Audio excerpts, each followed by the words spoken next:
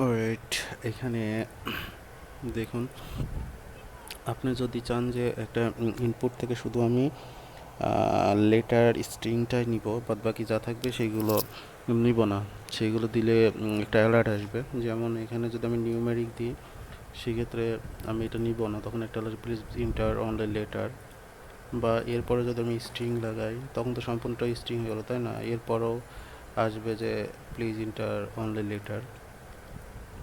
So এমন যদি হয় যে প্রথমে স্ট্রিং দিলাম, তারপরে নাম্বার দিছি, তারপরেও দেখাবে যে only inter letter, please inter letter. আবার এখানে যদি আমি এখানে স্পেশাল ক্যারেক্টার দিই, এরপর স্ট্রিং দিই, তবুও দেখাবে যে প্লিজ ইন্টার অনলি লেটার। তার মানে আমি লেটারটাই চাচ্ছি ইনপুট থেকে।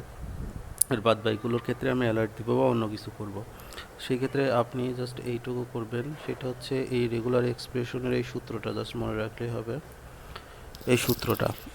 এরপরে দেখেন, এখান থেকে রিসিভ করা হয়েছে ইনপুট ভ্যালুটা, রিসিভ নেম, এরপরে ম্যাচ করা আছে ম্যাচ ফাংশনের মাধ্যমে। কি এই লেটারটা যদি ম্যাচ করে, এই রিসিভ নেমের মধ্যে যে ভ্যালুটা আসছে সেটা যদি এই লেটারের সাথে ম্যাচ করে, তাহলেই ওকে হবে, না হলে প্লিজ ইন্টার লেটার। ঠিক আছে, এই সহজ একটা জিনিস, এই আর কি।